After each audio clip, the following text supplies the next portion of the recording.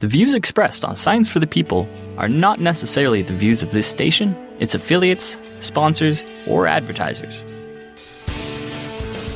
This week on Science for the People, we're talking about creative ways to use your brain. A little later on, we'll talk with Ben Lillie about storytelling with science. But first, we'll talk to author Guy P. Harrison about what he calls good thinking. Hello and welcome to Science for the People.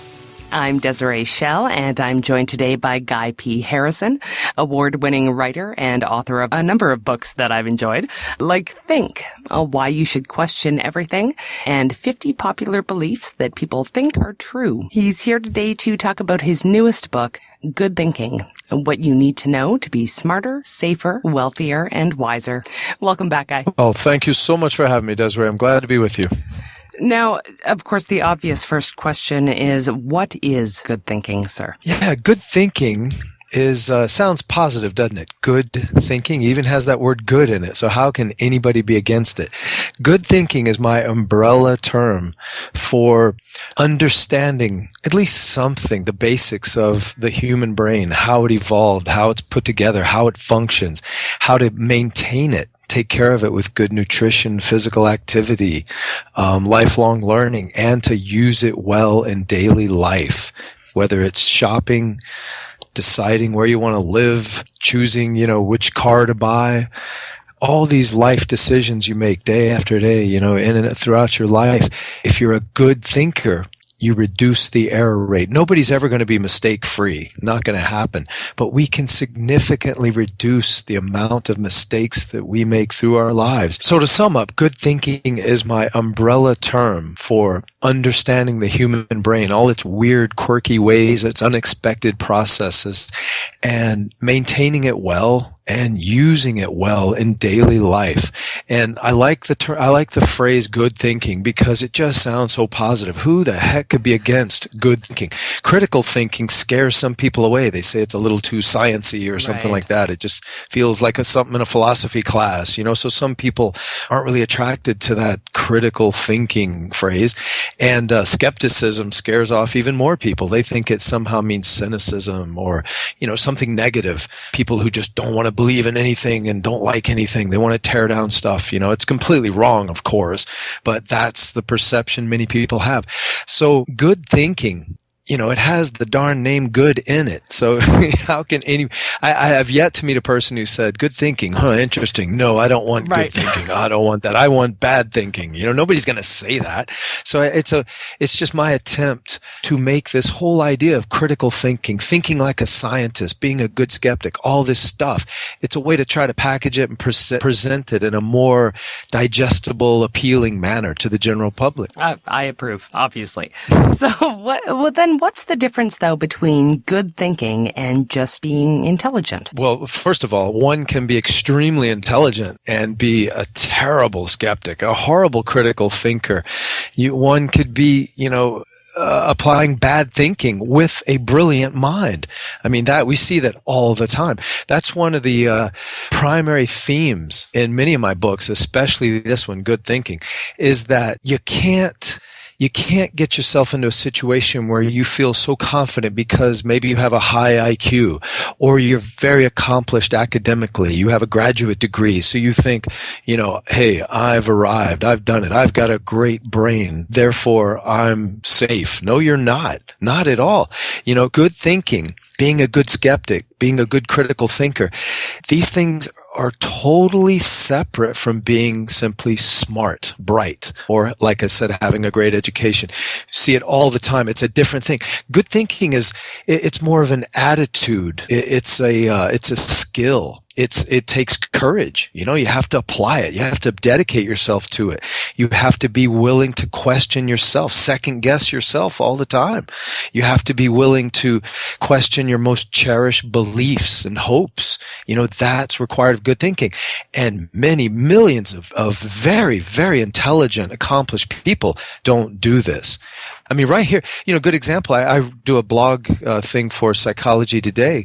And I wrote a recent piece about Ben Carson here in the United States. He's a leading candidate in the Republican presidential primary race. He may be president. He's doing very well. And this guy was a brain surgeon. He's a retired brain surgeon, graduated from Yale, a top university. But he constantly says things that any high school kid who is a good thinker would just cringe at. Just ridiculous stuff, that comes out of his mouth. And he's a perfect example of a person, of someone who is highly intelligent, well accomplished, and yet not a good thinker, at least not consistently. Well, and we tend to think of other people as bad thinkers, but never ourselves. And that is terribly untrue. We are all in the same boat here, correct? Oh, absolutely. Yeah, I'm impressed you said that, because there's actually studies to back that up. That's not just an assumption that people like you and I have based on what we see out in the world. Yeah, psychologists have actually studied this, and it's true. We all tend to view ourselves as very rational beings. We make our decisions. I make my decisions based on observations and a cold, hard look at the evidence. That's what everybody feels about themselves. But the truth, and we also tend to think, but man, all these people around me, they're irrational. They're all emotional, and they're just, winging it. That's what we all, even the best of us, we tend to think like this all the time. It's a very natural thing. But the reality is that we're all irrational. We're naturally all predisposed to have one foot in fantasy land and just, be completely led around like puppets by our subconscious, making all these little shortcuts and weird assumptions. And yet we're constantly feeling confident, and we feel like we're really thinking it all through. But that's not really the case. And good thinking, it doesn't cure any of this. Your brain is still going to do all these weird little things it does, but good thinking at least gets you to be aware of it. And like I said, second guess yourself, rethink conclusions, no matter how much you love them, no matter how long you've embraced them. You got to reconsider things. You got to reconsider new evidence. All this is good thinking. Well, and that's the thing. This is important because sloppy thinking has real world repercussions, right? Oh gosh, yeah, terribly. I mean, it's horrible. Our world is a disaster. And sometimes, some people at first, they accuse me of hyperbole, exaggerating, but I honestly, I say all the time, I say and write all the time that poor thinking is the great unrecognized crisis of our world. It really is. It's a daily disaster, the one that never makes the headlines. And that sounds almost ridiculous. I mean, come on. Yeah, what are you talking about? Because a few people believe in astrology, who cares? We got real problems. We've got terrorism and environmental disasters and all this stuff. Well, let's slow down and think about it. Look at these world leaders, how they're thinking. Look at the problem. For example, give you one example, terrorism. That's the big thing in the world. It's dominating the media constantly. Islamic terrorists, have got the whole world all worked up. And right now, the flavor of the month is ISIS. That's the big group. They've sort of supplanted Al-Qaeda as the boogeyman of the moment that's got everybody really concerned. And you've got this significant group of people in the Middle East now who are actually drawing people from other societies around the world to come join them and fight, in this wonderful jihad.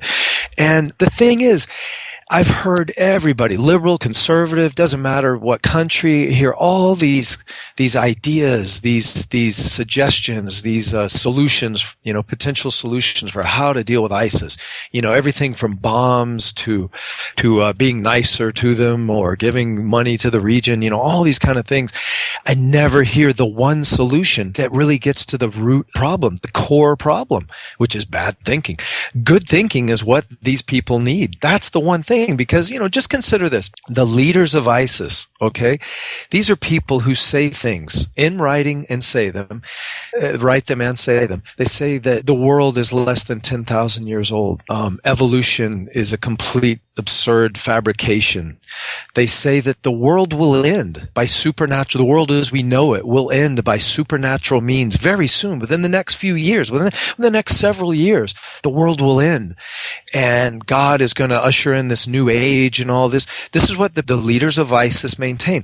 And they've got thousands of people running, flocking to them to fight for them, to kill for them, to die for these leaders who are saying these things. But any a high school dropout who was a good thinker, who applied good thinking in their life and knew to do a minimal amount of research about an extraordinary claim, who knew to compare sources and to consider contradictory claims. A high school dropout who applied just that much good thinking to the claims of the ISIS leaders wouldn't cross the street on the orders of these people, much less travel to the Middle East and fight for them, because it would be absurd. It would be ridiculous. If some guy thinks the earth is 6,000 years old, if he can be that wrong about something, then maybe he's wrong about, the need for me to go over and start cutting people's heads off in the Middle East or something. That's a perfect example of how good thinking is so important. It could prevent so many problems. I could go on and on about this because it's one of the primary motivations in my work. It just frustrates me that people suffer so many, and I don't, it's just frustrating because it's unnecessary. I've traveled through 6 continents, seen very poor people, many very wealthy people in many societies, interviewed them, talked to them casually, and a consistent problem that I saw around the world, regardless of the society, is the lack of good thinking. People buying things, trusting people, sacrificing their time, their money, their years of their lives, their good health in many cases, for things that a little bit of good thinking would have shown, it would have enlightened them to know that it's just not worth it. It's not worthy of my time, effort, or money or anything. And they would have turned away. People die every moment for lack of good thinking. Well, and I really want to get that across to people. I know you've been accused of hyperbole, but I do agree with you. When one of the things that I think your book really gets across is when you let yourself engage in sloppy thinking in one area, it can bleed over into other areas of life. So you mentioned astrology, but then you mentioned ISIS, and that's a much shorter path than people would really realize, correct? Yeah, it really is, because, there are many beliefs that seem somewhat harmless on the surface. If somebody believes in Bigfoot, is that really going to hurt that person or bring harm to the world?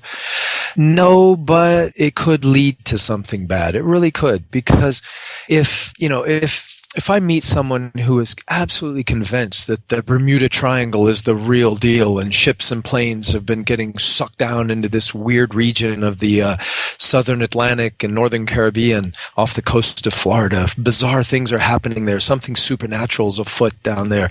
Well, okay. Yeah, they're probably wrong on that claim because there's no good evidence for it. And that's kind of embarrassing and silly, but it seems harmless. But it's not, because it's a symptom of a deeper problem that person has as far as their inability to apply good thinking. And if they're willing to believe something as flimsy as a claim of the Bermuda Triangle or Bigfoot, then they are much more likely to wander into a health food store and buy some herbal remedy for this pain they're having in their stomach instead of going to a doctor. And it might turn out to be stomach cancer, and they've wasted time. They've wasted time because they've trusted in some kind of unproven alternative medicine when they should have relied on medical science. They would have had at least a better chance of surviving if they have a serious injury. So yeah, I view all these irrational beliefs as serious because they're symptoms of poor thinking, which can get people in trouble, can and does get people in trouble. This is Science for the People, and I'm chatting with Guy P. Harrison about his new book, Good Thinking: What You Need to Know to Be Smarter, Safer, Wealthier, and Wiser. Okay, so what exactly is required then to be successful at good thinking? Like I said earlier, you've got to know a little bit about the evolution of the brain to start with. That's a good start, because if you understand, I don't mean you don't have to, get a master's degree in anthropology or biology, but if you just understand that the human brain evolved on the fly, it's not like, you got to understand with evolution, it all has to happen while the organisms are alive. You don't get to call time out in nature and go rearrange the structure of the brain, go put the brain in dry dock and rearrange the parts. It all has to happen while the creature is surviving, succeeding in a often stressful and challenging environment. So all these things sort of happen in a makeshift kind of, almost I don't want to say desperation, but a can-do way that just has to work. It has to work or extinction happens. That's the only option. So it's always got to keep that creature, in this case would be us, our ancestors, keep us going. One more generation. So when you understand a little bit about that, you start to see, oh, okay, so now I see why memory works the way it does. And guess what? We can't rely on memory. Human memory is ridiculous as far as accurately recalling events. It's horrible. I mean, the filing system is terrible. It's not, people think that human memory is sort of like an organic DVR system in the head that just plays back past events, not even close. The brain tells a story to you when you want to remember the past. It'll tell you a story based on bits of information. It's kind of like an archaeologist, that finds artifacts and reconstructs the past based on that. That's kind of what's going on in your head every time you remember something. That's how it works. And in the brain and vision, you don't really see the reality around you. Your brain takes in information and then constructs a picture, a reflection of reality, and that's what you see in your head. And all this it's necessary. The brain's got to be efficient. You've only got so much brain power going inside your skull. You can't look out your window and focus sharply on every individual blade of grass in your front yard. That would just eat up too much brain power, too much memory in your head. Can't do it. So your brain evolved in a way that works very efficiently for what it needs to do. It's kept us alive this time, and your brain is more concerned in the here and now, and memories are really designed to help you predict the future, believe it or not, to draw information from the past so you can make good decisions in the present and plan for the future. That's what it's about. It was never meant to be, this organ that we could sit in courtrooms and promise to tell the truth and then say, yes, I saw that man kill that woman that night, 6 months ago. It didn't evolve to be good at that. That's why eyewitness accounts are so terribly unreliable. That's just one example. Okay, evolution. I'm going on to a little too much detail here, but yeah, know something about the evolution of the brain, because it'll do two things. You'll admire the brain to realize, wow, it does so much in such a weird kind of unexpected way, and it'll also make you understand that the brain really has a lot of limitations. For all its wonders, for all its power, creative power and everything, which is so admirable and respectable and, worthy, we should be proud of it, but it's very, very limited in many, many ways. And when you understand its evolutionary past, that becomes clear, and it's a way to really sink it home to you so you don't get too overconfident about what your brain can do for you. And know something about brain anatomy. Again, you don't have to be a neuroscientist, but you should know. I mean, the brain is the center of everything in your life. It's the beginning of end of you. You can switch out any body parts you want and you're still you, but the brain, you can't switch that one. You can't swap that one. Okay. That's you. And you, sir, are going to have to sell me on this, because I know in your book you were very adamant that no one skipped this section, which I thought was wonderful. But I know many people who do want to make better decisions, but they desperately don't want to learn any kind of biology, much less neurology. No, give me 5 minutes with them. In the chapter I have about the brain. Okay. First of all, just to emphasize why I think it's important that you understand, the parts of the brain, what they do, the cerebellum, the neocortex, just know the neurons, and I honestly, if you know all this stuff that's hidden away inside of your head that we just can't see, look at some pictures. I've got some illustrations in the book. Look at them and then think about it. Imagine this is in my head right now, and this is allowing me to think and to remember and to dream about tomorrow and 20 years from now, what might happen, what I may do. I mean, it's just it's amazing. It's reality's version of magic. It's just unbelievably incredibly cool. And so learn those parts. And in the book, to try to make it appealing, I ask readers to imagine themselves shrinking down, to like almost microscopic, and then crawling around inside their own brain and like visiting these different parts, climbing up the brainstem and then shrinking down even further and seeing the neurons, this vast like galaxy of neurons that we all have in our brains. And it's just amazing how they come together, they connect, and they send these little electrical signals back and forth, and then they form networks which change when you learn. It's just unbelievable, it's exciting. And it really makes you appreciate the power of your brain more when you understand just the basics. By analogy, imagine if you're a race car driver, Formula One race car driver, okay? How good a driver can you really be if you've never looked under the hood of any car in your whole life? You've never seen or cared to know anything about a radiator, the fan belt, an axle, the tires. You've got to know at least the basics of what makes what you do possible. And so you got to know something about the brain. And I promise people, you just explore a little bit, and it becomes kind of, it just pulls you in more. You want to know more and more. It really is, because it's just an amazing organ, the things it can do. This 3-pound blob of jelly is able to comprehend, or at least try really hard to comprehend, the entire universe. That's amazing. I can have thoughts about more than the universe, because I can actually think. I may not fully comprehend it, but I can think about the possibility of multiple universes, end to end, stretching out beyond our universe. It's just incredible. This little thing in my head can do this kind of stuff. It's incredible. It really is. And I think the more you know about it, the more you appreciate it. And I think also knowing about the brain and appreciating it through that knowledge also makes you want to care for it more. And that leads to eating better, I've got a chapter that talks about how to take good care of your brain, what your brain wants. And it's pretty simple. It's, a good diet, leafy green vegetables, fruit, berries, stay away from added sugar, that kind of stuff. And physical activity, crucial for the brain. Forget losing weight and looking good in jeans. That's a distant second. You should want to eat well and exercise for your brain first, because it will improve your emotions, it'll improve the performance of your brain, and it'll keep your brain, at least increase the odds that your brain will be healthy and perform well throughout most of your life, for a long, long life. That's incredibly important. It really is, because as the brain goes, so go you. That's how it is.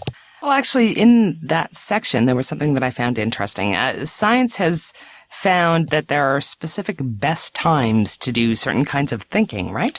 Yeah, that's interesting. Oh gosh, I can't remember exactly right now. I don't have that in front of me, but it's like this. Yeah, I found a fascinating study. I found actually 2 studies where there's a certain time. What was it? I think the morning, incredibly early morning. Yeah.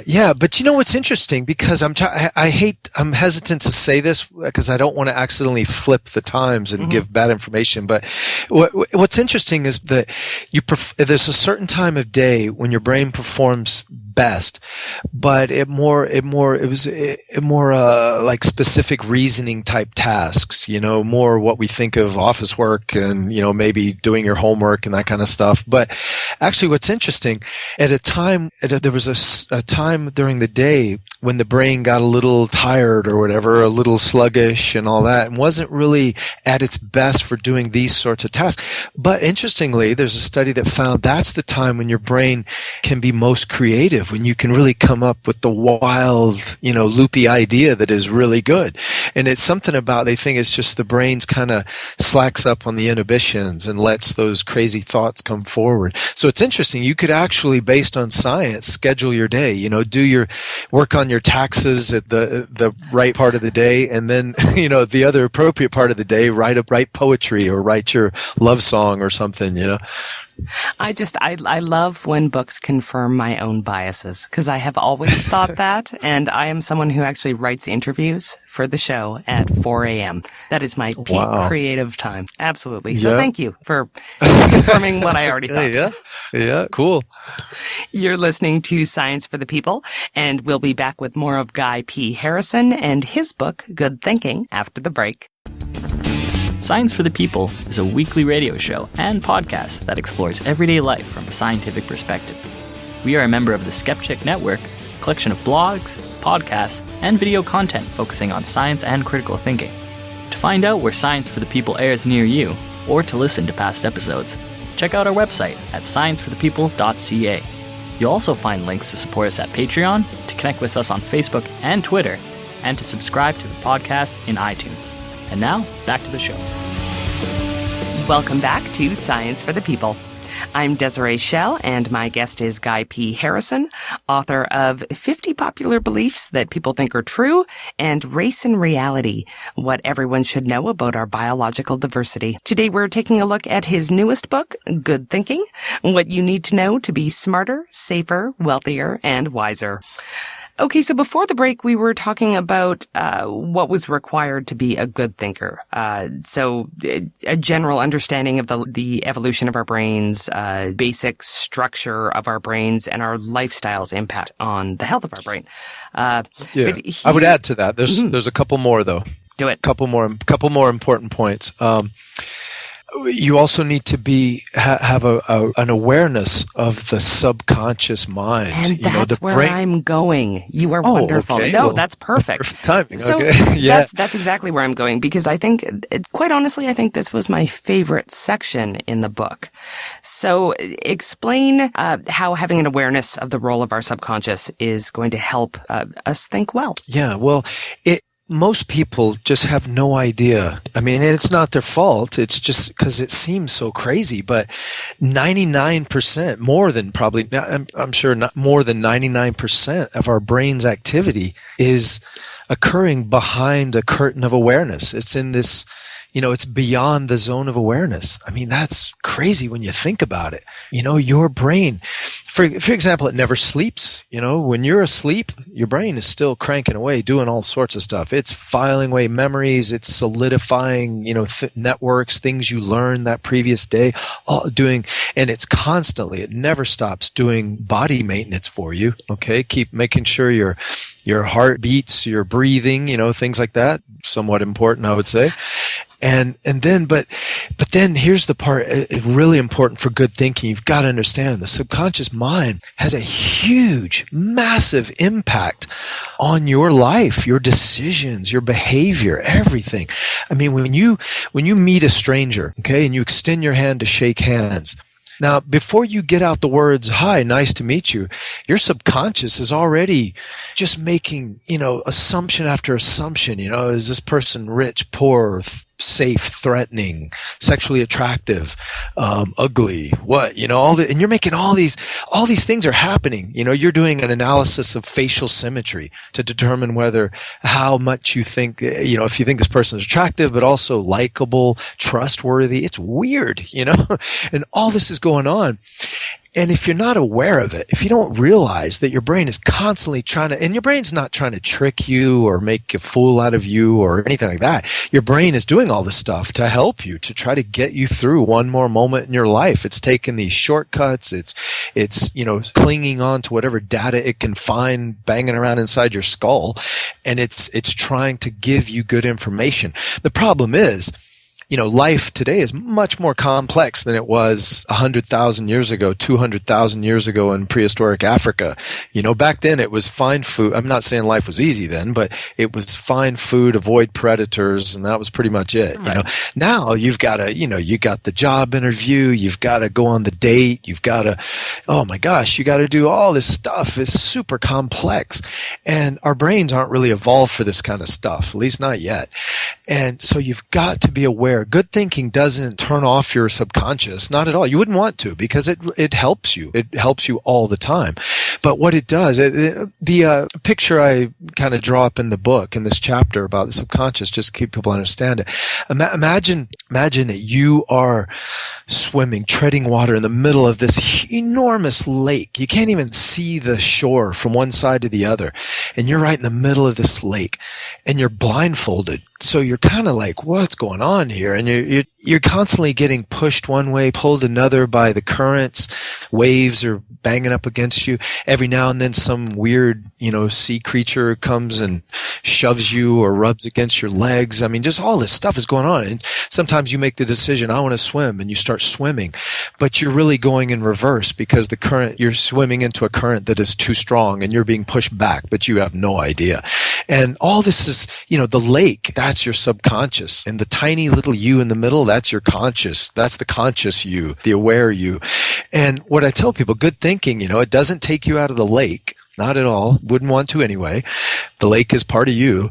But good thinking at least takes the blindfold off so that you can go, oh, I get it. Okay, so I got currents pushing me and pulling me. I've got maybe tides to worry about, and there's some weird little fish bumping into me down there. Okay, so at least you have an idea of what's going on. So you again know, I got to think twice before I buy this car. Maybe I'm just being impulsive here.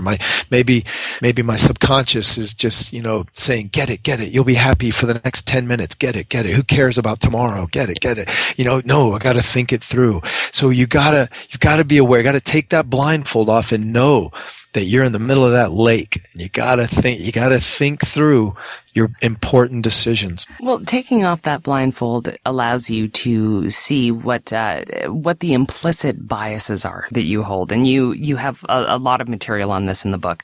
Can we talk about some of those, specifically starting with confirmation bias for anybody who hasn't heard of this? Yeah. You know what? It's very encouraging that it's weird. 10 years ago, nobody knew what confirmation bias was outside of psychology classes. Nobody knew. But now I hear, like everybody kind of talking about it. Sportscasters bring it up. It's weird. It really is, but it's good. It's a good sign. I mean, I hope they're applying, I hope they're realizing it also applies to them as a problem. That's the issue.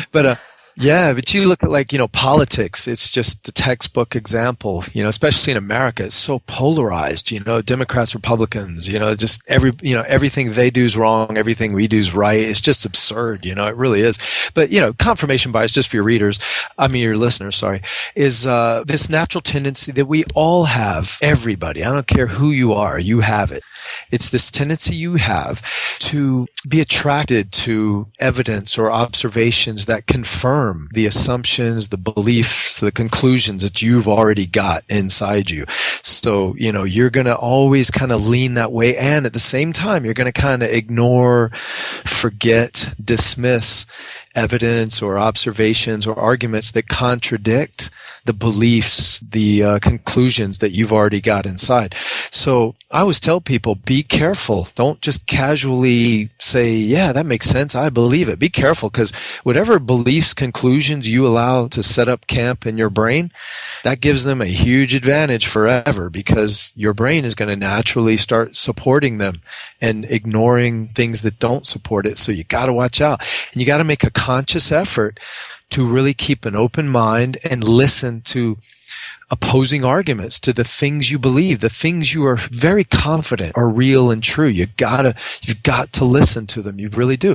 Like I do it all the time. I really do. I watch, I'm not religious, but I listen to, I watch religious TV shows all the time. I listen to these people talking and stuff, and I just, I want to hear. Like, I'm not by any means I'm not really political. I'm sort of just I just watch it from the sidelines. The whole thing's sort of a circus to me, but especially here in the U.S. That sounds pleasant. But I watch Fox News all the time. That's like the super conservative news network, and the people on there, the things they say, they contradict pretty much everything I think to be real and true.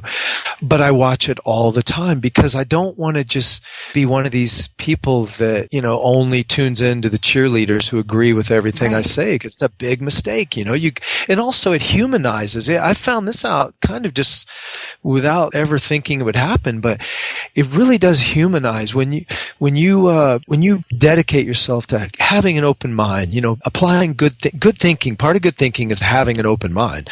And when you really commit to that and you give people a fair hearing and you listen to them, when I interview someone and they tell me, oh my gosh, this was a miracle, or I saw this ghost, I know it was real, I don't start immediately trying to talk them out of it and win an argument with them. I listen. I really listen, because most of the times I believe they really do think they saw something. Their brain really did serve them up that experience. And so I'm just fascinated by it and I listen. But in the process of trying so hard to be open-minded and plus, hey, maybe one day the flying saucer will land, and when it happens, I don't want to be so close-minded that I just laugh off the farmer out in the field who says, hey, it's right over here. And I just, yeah, whatever. And I don't even look. And there it is. I missed it. It's not going to happen to me because I always listen and I have an open mind. But it humanizes the believer, which is really important for skeptics. It really is, because you got to remember, these people aren't necessarily dumb or crazy, not at all. They're human. It is human to believe irrational things. It is human to make mistakes. It is human to get reality totally wrong. That's the reality of our species. So it's wrong. It's arrogant. It's counterproductive, and it's a bad way to operate when you just dismiss people, you don't listen to them, you don't fairly listen to them. And so, and like I said, it humanizes them, because when I really, really listen to these people and I treat them as equals, and I don't think I'm smarter than them just because I don't, think that this faith healer is really doing what he says he's doing. When I do that, it just makes it such a more positive encounter. It really does. I mean, I try to convince people that they need a little good thinking in their life when I have these encounters. I do everything I can to do that. But I never walk away just rolling my eyes thinking idiots, and feeling like, oh gosh, what a waste of space, which would be negative for me, So it really, I encourage people. I really do. I encourage skeptics, atheists, people who promote science and reason in any kind of way. Don't ever dismiss the 80% of humanity who is just, Looney Tunes on so many things. They're only guilty of being human. That's it. But okay, so that leads me to two very distinct thoughts. First of all, I really want people to internalize that those people aren't Looney Tunes. We're all Looney Tunes. We all have some kind of blind spot that we are very guilty of ignoring all evidence to the contrary of.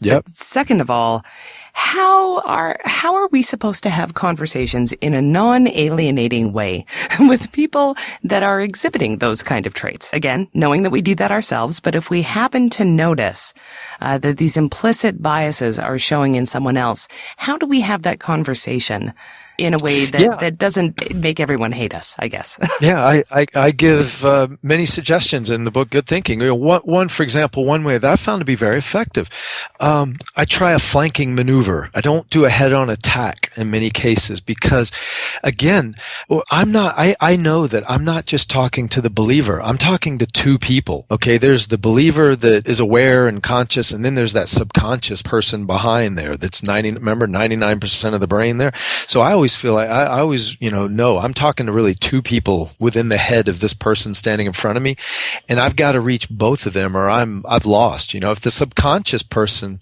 standing in front of me doesn't like me because I'm being a little smug or arrogant or I'm a little too threatening or something like that, or maybe my vocabulary is not appropriate for the conversation or something, then that subconscious mind is going to tell that person, hey, forget this guy. He's a jerk. He can't tell you anything.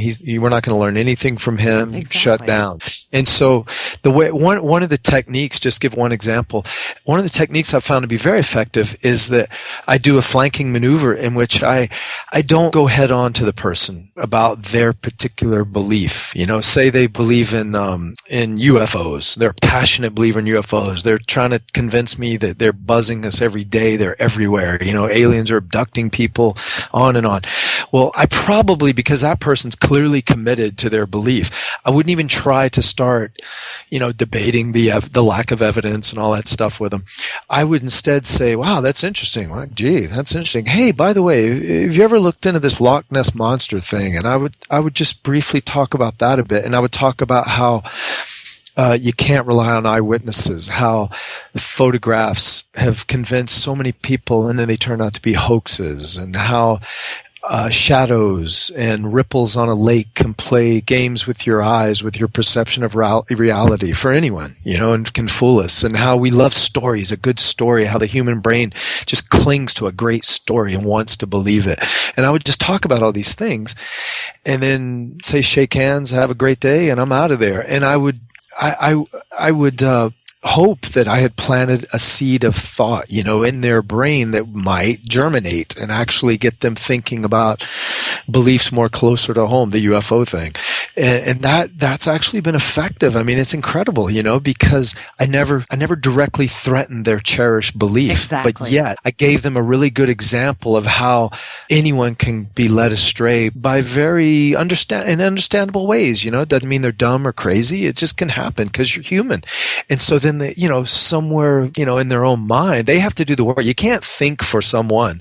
All you can do is kind of give them some information and try to inspire them, to think for themselves. You can't think for them. So I always approach it with that in that way. I just say, hey, I'm trying to help this person. I'll lay out some examples here. They've got to take it from there.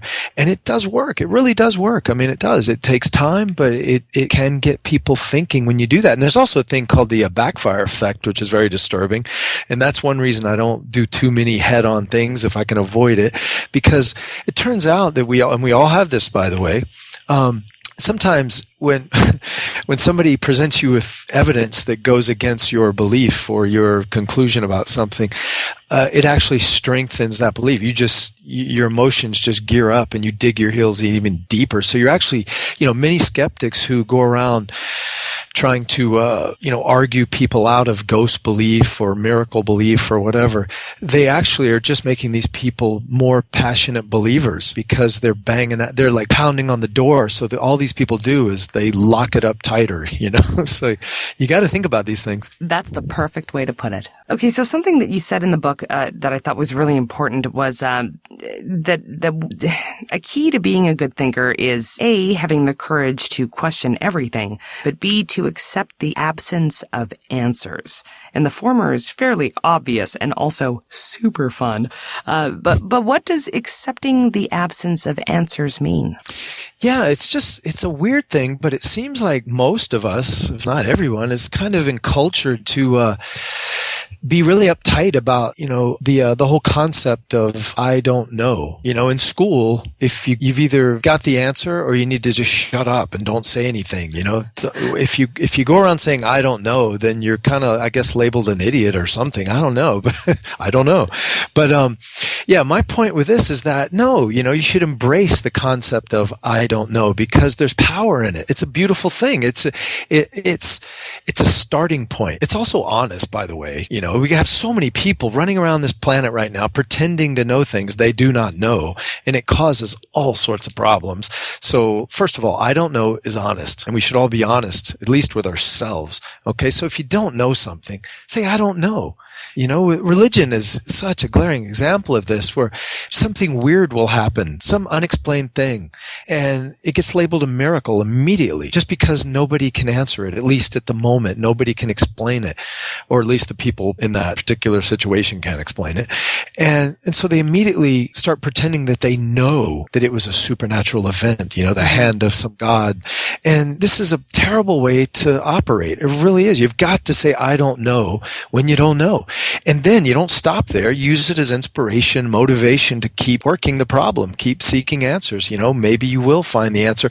But even then, if you can't, if there just is no answer, then you got to live with it. Like me, I love space, astrobiology, the search for extraterrestrial intelligence. That stuff turns me on. When I was a little kid, I watched the original Star Trek episodes, it was reruns after school.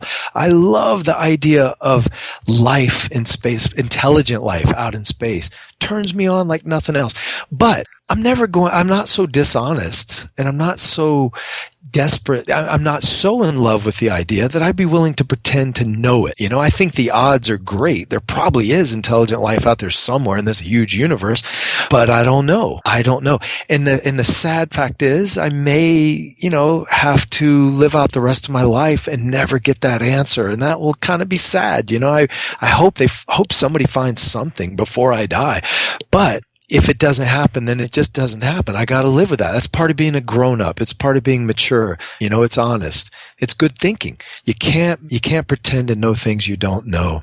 Well, okay, so that itself is difficult enough. But what is even more difficult is the what I consider the hardest part of your prescription for good thinking in your book is the last one. To change our minds when receiving better evidence. Yeah, painful, I know. Super difficult, sir. Yeah. You got to do it, though. That's part of being a grown-up. It's part of being mature and strong and honest. You've got to do it. And by the way, when I say grown-up, I mean grown-up in the mature sense, right? Because a child could be a very good could apply good thinking in their life. They really can. I mean, I know middle school kids, high school kids who are very good thinkers. So I don't mean grown-up like over 18 and over, not at all. But yeah, I mean, you've got to, change your mind. And yes, it's hard, but and again, we have subconscious biases working against us. We will, besides confirmation bias, there's also a thing called motivated reasoning, which is like confirmation bias, but that's when you go way overboard and you actively go out searching and constantly seeking, highly motivated to prove that your belief is true at the expense of all others. It's cherry picking on steroids. That's when you're just going nuts with it. And we do that. But also we have to understand that we're not perfect. I think this is the best way I can explain it. To be a good thinker and be willing to change your mind, all you have to do is admit, I am not perfect. I am not the smartest human who has ever lived and will ever live. I'm not the wisest life form in the universe. I have made mistakes in my mental processes, in my reasoning, and I will make more mistakes in my mental processing and reasoning. Therefore, I've got to reconsider. I got to revise. I got to change my mind every now and then. What's so hard about that? I mean, come on. You're not in the only person I think that would, the only kind of person who would actually say, I'm not going to change my mind. They're actually, the kind of person who must feel that they are absolutely perfect. And when you present it to them that way, I think they might reconsider and think, well, actually, they might change their mind on that because they'd say, well, okay, I'm not perfect. Well, then there you are. Then you should be willing to change your mind. It's okay to not be perfect. We're leaving it on that note. Guy, thank you very much for being here. Always a pleasure. Oh, absolutely, Desiree. I'll come on anytime. You're great. You do a great job. Thanks, sir.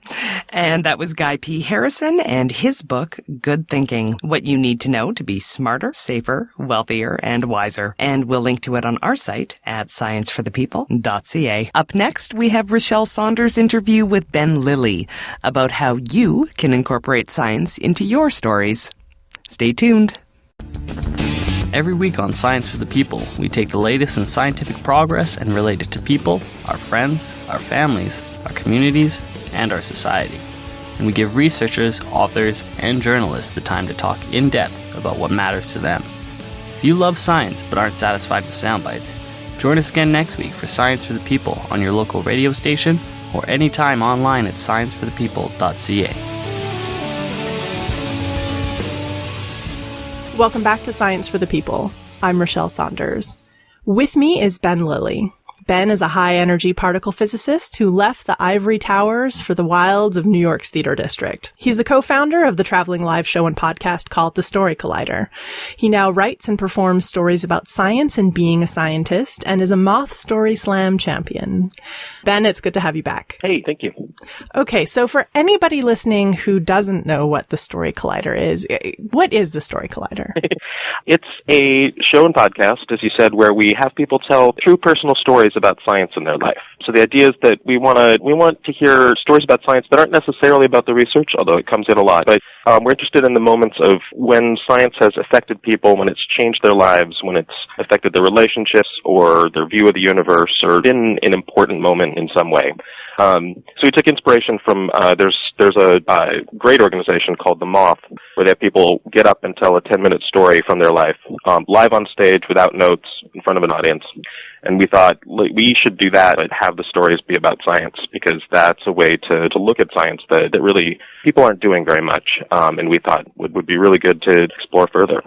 So if the Story Collider had an origin story, what would it be? I had quit physics and was in New York trying to figure out exactly what I was doing, and I had played around with some ideas in comedy that weren't quite working out, and I had found the moth in storytelling, and I was doing it with some people, and a friend of mine said, well, do you know the other high-energy particle physicist doing comedy and storytelling? I was like, no, I don't. So we got in touch, and we had basically a blind date, and I showed up and I meet this guy named Brian Wecht, who was a string theorist, and he had been doing comedy for a lot longer than me. He'd been doing it for about 10 years at that point, and we met at a storytelling show, and we were talking, and we both sort of wanted to do what I just described, find other ways of exploring science and people. And just exactly that night, we were just like, well, we should do this science, and that's it. It wasn't supposed to be much of a big thing. It was like, well, let's just put on a show. It'll be fun. People in New York do that a lot. It's very easy to start up a show like that. And then it just sort of took off, and we're like, okay, this is great. Let's do this. So when did you guys decide to take a live event show and turn it into a podcast and kind of share it with a much wider audience? Pretty quick. So this was 2010. Podcasts weren't like the podcasting that they are now, but it was a pretty obvious choice to try and record them and do something with it. So I think we tried to record the third show, and we got it right starting the fourth show. So yeah, so very early on we realized it would be a simple thing to record it. And we didn't, again, for the podcast, we didn't initially think, oh, this will go to a much wider audience. We're like, oh, we can record it and put it out there. And then, of course, it did sort of take off, and obviously our podcast audience is much larger than the live show now. So most science things, and I'm using sort of air quotes here, are fact-focused or process-focused or education-focused. So why focus on storytelling? Part of it's what you just said, is that no one else is doing it. And I think there's a need to figure out what it means to be a human being, what it means to be a person in the scientific world. And that's an important question to ask. And what does that mean for all of our lives? And the problem with science is that there's this aura of scariness around it. This idea that to even talk about it, you have to be an expert on the subject, and that ordinary people can't understand science, and all of these things. And I think that scares away a lot of the artists who might otherwise be doing that work. People really trying to process what it means for people in their lives. And we decided, let's just cut right through that and just ask people to tell their story straight up, tell theirs, so we don't have to worry about telling anyone else's, and just put the people on stage and have them tell their story. And I think it's a compliment to all of the things you just described, which I think are great and necessary and wonderful. But there really was this gap in what people were doing. It's really interesting. One of my favorite parts of the Story Collider and listening to the stories is how approachable and real it makes a lot of the scientists, even people who are doing really cutting edge work and might be quite well known in their fields. It really kind of, I don't want to say brings them down to my level, but it makes them more approachable and less scary, I guess. There's sort of two big ideas in what we do. That's one of them, is this idea that if you put scientists on stage telling their story, it humanizes it. It shows that science is done by ordinary people. And again, it's got all these big scary words and methods and machines, and those are all very cool. But in the end, it's done by people going through their normal life, and they have the same stories everyone else does. The other big idea that we have, though, is that in any given show, about half the people telling stories will be scientists, and half of them will not be scientists, and people who may have no formal connection to science in their work at all. And that's really important to us as well, because the other part we want to show is that science really affects everyone. It isn't just a thing for scientists. And so the best way we know to do that is get everyone telling their story. I really like it. It humanizes in the other direction as well, of showing that you don't have to go get a PhD for science to be meaningful in your life. It can be anyone, anywhere. That's a really cool idea, actually, that you can kind of put scientists on the same level as regular people and have that science connection stay really strong throughout the entire show. Yeah, it's something, we don't always hit it, to be honest. Sometimes we end up booking stories where you're like, okay, there's a science connection there. But most of the time, yeah, we're really happy with how that turns out. And there aren't a lot of events that are putting scientists and non-scientists on stage with the same authority, essentially. Speaking of that, there's this mix of science and art together in Story Collider that's really interesting. There's a lot of people out there of the opinion that these two shouldn't mix, or maybe that they don't need to mix, but you guys seem to mix with abandon, which is awesome. To be honest, we do it just by doing the art. We think of ourselves primarily as an arts organization, exploring what it means to be people in a scientific world. And I find the science and art conversation fascinating. There's a lot of people who try and say science and art are the same thing, which I don't think is true. And then, like you said, there's a lot of people who don't think they should mix, which also deeply confuses me, because science is part of the world and artists explore the world, and it should be obvious. I tend to think of them just as two very different things that can intersect when there's a good reason to. And the trick for doing it right really is to take them both very, very seriously. So the times when I see it go wrong is when it's sort of a science organization that thinks of art as being in service to itself and doesn't really take the art seriously, or the other way around. You'll see arts groups who want to use the science to do something but aren't actually paying attention to what the science is really saying and taking that side seriously. So the answer there is take them both very, very seriously. So when you're working with, in particular, a scientist who is looking to tell a story for the Story Collider, what kinds of challenges do you have with scientists, and are they different from the challenges that you would have with the everyday person coming in to try and tell a story? They're not particularly different. I mean, the obvious challenge working with scientists is making sure that the discussion of science is at the right level and doesn't have too much jargon or stuff that people won't understand. That's not a huge challenge at this point. Everyone who's coming to our show and wants to do it understands that that's a thing, and they're happy to get feedback on what needs tuning. The other challenges would be the same for anyone, is figuring out what a strong story is, figuring out a good art, figuring out what to put in, what to leave out, all the stuff you need to do to make a good story. The only group of people that's really significantly different is the professional writers. And for them, you just sort of, if they're really good, you just sort of sit back and watch them do their thing and occasionally say something. Do you think learning how to tell a good story can help scientists, in particular scientists who are interested in doing more outreach about the work they do? Yeah, absolutely. I think stories are key to talking and connecting to people. You asked me early on why stories, and one other answer to that is that stories are how people connect to each other. Stories are what our culture is built on. We not necessarily like a Hollywood blockbuster, but little stories that we tell over and over again is sort of how we construct culture. If you want to learn how to connect with people, you have to learn the language of how that works, and I think that language is stories. So if you're thinking that part of your job, as some scientists do, is to get out there and be part of the culture and be connecting with people in it, I think you have to learn how to use stories. What makes a good story? In particular, what makes a good science story? Or would that be the same thing?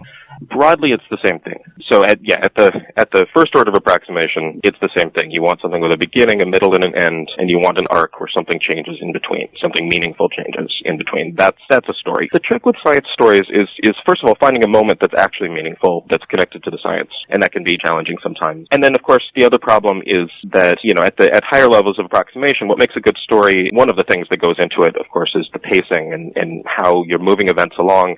And the trick with science, of course, is sometimes you'll run into ideas and concepts where you need to sort of explain them or expand on things, and it's very easy to go off on tangents where you're making clear details and making clear caveats. And that can run into the problems with the pacing. And so you have all kinds of new challenges there where you're trying to sort out exactly how much you can get away with explaining before you lose the audience just because the pacing is off, not because you've said anything obtuse, and a bunch of things like that. So there are some differences, but broadly the same thing. It's something that is meaningful to a person, that it changes them in some way, and then there's some action and things happen. So we have an audience with as a mixture of both science people, so scientists, researchers, but also lay people. So these are both people who might be interested in listening to your show and potentially being on the show and telling their own story. So where can they go? What's the first step? The first step would be to go to the podcast and listen to some episodes. You know what we do. And the other thing about listening to stories is they often trigger something inside you. So you hear someone's story and you think, oh, that's like this one thing that happened to me. And it can be a great way of generating ideas. And then the second step would be to figure out roughly what you want to tell and then email us, stories@storycollider.org, or find us after show if you're in a place where you can go to a live show. And we take a lot of our stories from that. I think well over half of our stories at this point come from people who've pitched us. So that's not a futile thing. And then once we've decided to book a story, we actually work with the people a lot on crafting it and so forth, which is why I didn't say you need to get in perfect shape before pitching us. When is your next live show? October 26th in the Bay Area. That's part of the Bay Area Science Festival. And then December 9th in Brooklyn as part of our normal New York series. And then December, I want to say 12th, I might be wrong, in Boston as part of our normal Boston series. Awesome. Well, Ben, thank you so much. The Story Collider is a really wonderful show to listen to. Thank you so much. There's some great storytellers on that show. Thank you. Also, do you have a favorite that people like? Which one is there one that you would recommend as a starter? There's too many. I will say for the scientist listeners, there's one that I always bring out as a great example of how you weave a narrative around some really solid science that the audience learns, and that's a one we had very early on by David Carmel. He's a neuroscientist whose dad had a stroke, and he's dealing with that, but in the middle of it, he manages to explain some amazing science in a way that I think everyone who heard that story came away with. So that's one to listen to. Well, Ben, thank you so much for being here. We'll have links to the Story Collider and to that specific episode of the Story Collider for anybody who wants to give it a listen. All right, thank you. Find out more about our guests and their work by visiting us online at scienceforthepeople.ca. You'll also find links to our social media feeds, to subscribe to the show in iTunes, and to join the discussion by leaving a comment on our episode posts. Thanks for listening, and we'll see you next week on Science for the People. Science for the People is produced by Rochelle Saunders and edited by Ryan Bromsgrove. Helen Quivalon is our publishing liaison. We get research help from Josh Whitten. Coordination and additional behind-the-scenes support comes from the enthusiastic Skeptic Network team. Our theme song was written and recorded by Fractal Pattern, and its title is Binary Consequence. Science for the People is listener-supported. You can find us on Patreon, where you can support us with monthly donations in any amount. In return, we regularly post special patron-only extra content and after-show casual conversations with guests. This show is created in partnership with the Skeptic Network, a collection of blogs, podcasts, and video content focusing on the intersection of science, popular culture, politics, and social justice. You can find out more about Skeptic at skeptic.org. The show is hosted by Rochelle Saunders and me, Desiree Schell.